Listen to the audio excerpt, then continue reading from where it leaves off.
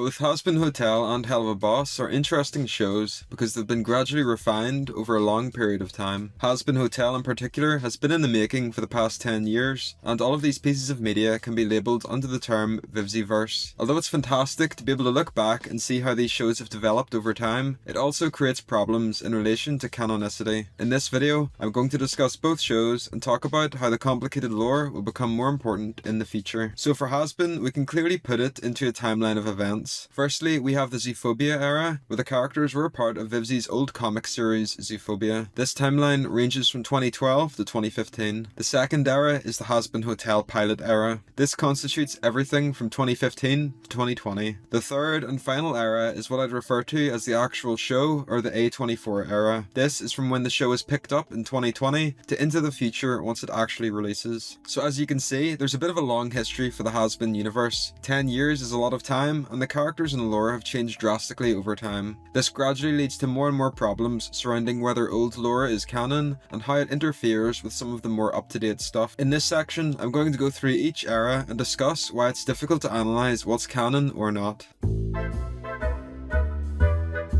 So this era is back when the characters were part of Vivziepop's other series, Zoophobia. The characters all look drastically different, however the core design elements and personality of the characters is still present. This era is what I would consider as non-canon, however some of the character traits are still present to this day. Alistair having his signature look and radio voice, Angel Dust still loves guns and drugs, and Husk still loves gambling, etc. In 2015, Vivzi began working on a side project using the aforementioned demon characters from Zoophobia. She took these characters and some of the design elements and began work on a show specifically tied to them. This show became what we know now as Hazbin Hotel. While working on the show, she would post updates and news on Twitter and Patreon, which gave fans bits of lore about the characters. When animation of the pilot began, Vivzi would commonly show up on a podcast called The Honeycast. In this podcast, Vivzi and members of the Hazbin crew would discuss the show, characters, and provide info about the series. This podcast has led to lots of fun in-jokes within the community and served as a good source of lore for everyone to enjoy. Trailers and clips of the pilot would also be released leading up to the pilot's official release. This era is where the bulk of Hazbin Hotel's content has originated from. It has bits and pieces that will now be canon and not canon once the full show comes out. So this one is the current one and stems from 2020 when A24 picked up the show and started developing it into a series. Bits and pieces of info have been released over time, ranging from new designs for the hotel to entire character redesigns for the main cast along with some side characters. The show will finally air in summer 2023, and since this is the full debut of the show, everything from 2020 onwards is canon. So as discussed previously, Hazbin has had a long, unregulated history, and as a result, some key issues have now been presented. Once the actual show debuts, the original 2019 pilot will no longer be canon. The concepts and themes presented in it may still be canon, however. All that's left to do is wait and see. The main issue, however, is that since the community is so used to the pilot era and its content, it will be a bit jarring to adjust to the new lore. As I will continue to discuss, there are a number of other events that have made the lore a bit confusing in relation to canonicity.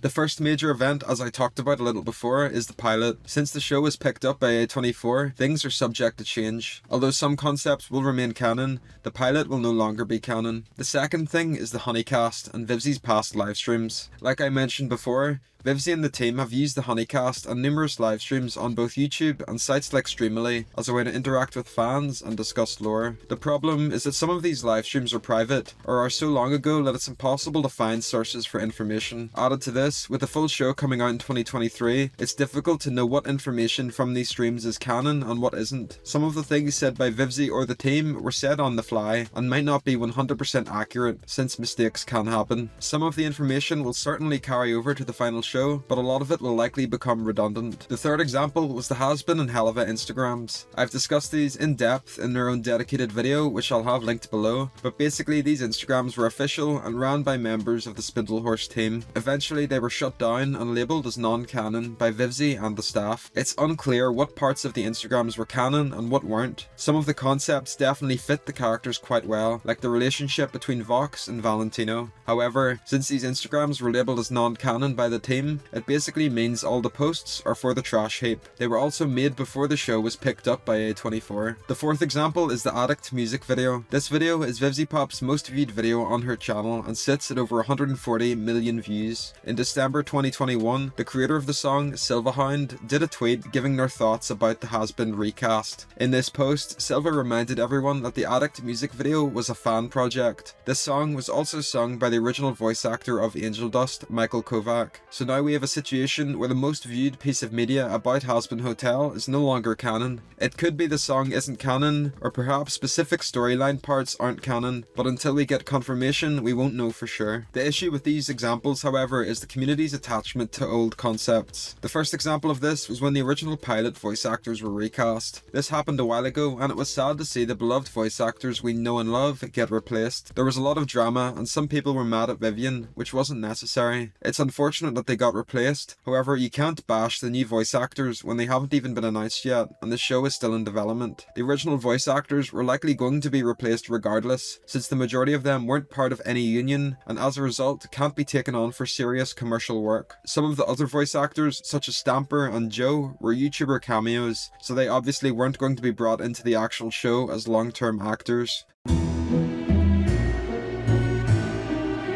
So with Hazbin Hotel covered, it's time that we discussed Helluva Boss. Helluva Boss is similar to Hazbin in that the lore has been explained to us over time through episodes and other sources. However, Helluva Boss is newer and is a spin-off of Hazbin Hotel. Added to this, some of the characters in Helluva Boss were originally supposed to be in the Hazbin Hotel pilot. This leads to some interesting developments in the lore and also some questions regarding canonicity. The Helluva Boss pilot was first teased on November 11th, 2019 by Vivzi in an update video. The official pilot then released 2 weeks later on November 25th, 2019. This episode was our first introduction to the cast and provided world building for the Helluverse universe, along with some funny jokes to go along with it. Helluva Boss is different than Hazbin Hotel in that we've had multiple episodes since the pilot. They've built upon the lore, and this has led to some contradictions and questions being raised about whether the pilot is canon. There's a couple differences between the pilot and the main series. The first noticeable one is that there are different voice actors for Millie and Stolas. These two characters receive different voice actors in episode 1, so you can put forward the argument that it isn't canon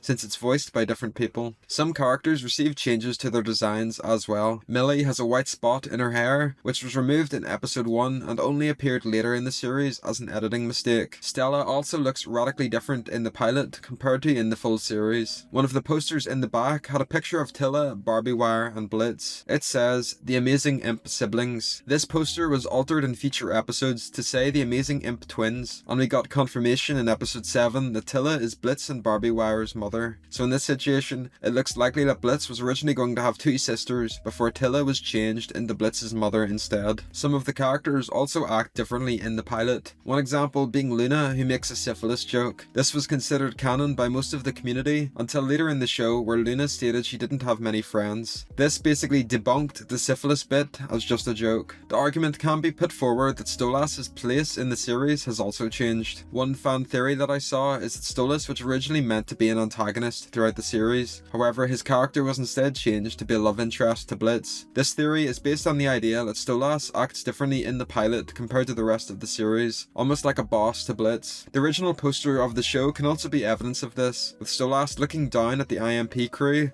almost like he's the villain, puppeteering them to do his bidding. Cartoon Universe briefly discussed Stolas' role in the series as well, and in Hazbin it looked like Stolas was originally going to be one of the overlords. This theory is quite interesting, and personally I believe there is some truth to it. We obviously have more backstory to Stolas and his relationship with Blitz in the recent episodes of the show, but it's interesting to think about what could have been. This example stands as another reason that the pilot might not necessarily be canon. That being said, there is a major event in the pilot that still is canon within the main series. This is when Blitzo was caught sleeping with Stolas and stole the grimoire. This is something that has not changed, and in season 2 we see a brief aftermath when Blitzo crashes in on Stella's morning tea with her friends, meaning that this morning is still a part of the series. Similarly to Hazbin, I think Helluva Boss is in a tough situation. The pilot was meant to be an introduction to the characters that set the scene. However, as things have developed over time, it's led to the reality that not everything in the pilot is accurate compared to the full series. Personally, I think it's difficult difficult to label a pilot as canon or not canon. The one thing that is certain, however, is that many of the character elements from the pilot are canon. The characters presented in the pilot have largely represented the characters we know and love. We've been able to see them develop gradually over the course of the series. Episode 8 of Helluva Boss can also be described as a problematic part of the canon. This episode was scrapped and indefinitely postponed due to legal issues. Various sneak peeks were shown of the episode which revealed new characters and a new ring. Since this episode is technically cut content, it leaves questions surrounding the canonicity of it. One important thing though is that Vivziepop herself said that episode 8 is not necessarily story focused and more of a fun conclusion to season 1. The wolf character shown in one sneak peek was also shown again in season 2 episode 2, so it looks like some aspects of that episode are still canon.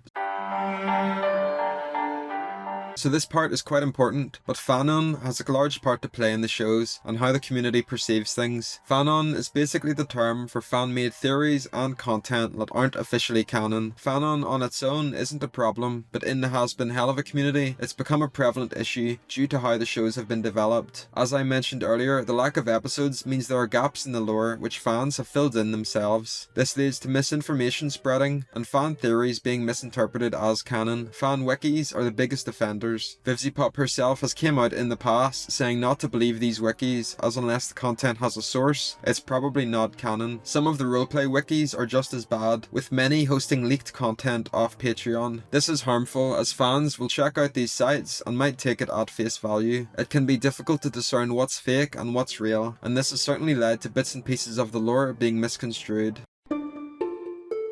The final section of the video is related to fans' expectations of the show. I've seen this point in particular being brought up repeatedly online. Basically, the idea is that some fans are too overly attached to the pilot that they refuse to accept any changes or retcons for the official show, such as the new voice actors, new character designs, the role of the characters, animation, etc. These individuals basically want everything to stay the same, which isn't how it works. Changes are inevitable, and not all of them are necessarily bad. If there's aspects of either Hazbin Hotel or Helluva Boss that we dislike, we can voice our opinion on it, but it's important to keep our expectations within reason. Since both Hazbin Hotel and Helluva Boss have been in development for so long, it's led to this huge expectation that the shows are going to be fantastic, and the truth is, not every episode is going to be a winner. I've reviewed every episode so far on my channel, and from doing so, I've realised that not every episode has to be a huge spectacle. Some episodes will revolve around simple concepts, and others will deal with topics like relationships and drama. Some people online are unable to understand this and will get annoyed when not every episode is a spectacle. Nobody knows the characters and story better than Vivziepop herself and the Spindlehorse team. The scripts for season 2 of Helluva Boss were completed back in January 2021. This was visible in a tweet on January 26th, 2021 by one of the writers on the show. We're already starting to see videos criticize parts of the show or speculate on lore, and then those videos become completely redundant once a new episode comes out and explains everything. It's important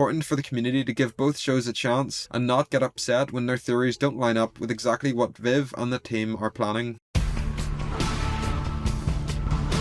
As I've discussed in this video, both Hazbin Hotel and Helluva Boss have had a long history. This has led to some interesting developments in the lore and the canon in both shows. As we get closer to season 1 of Hazbin Hotel and continue through season 2 of Helluva Boss, it's important that we keep in mind that things will change. If you've gotten this far, thanks for watching, and I'd love to hear your opinion on the show's lore and how things have changed in the comments down below. Thanks for watching.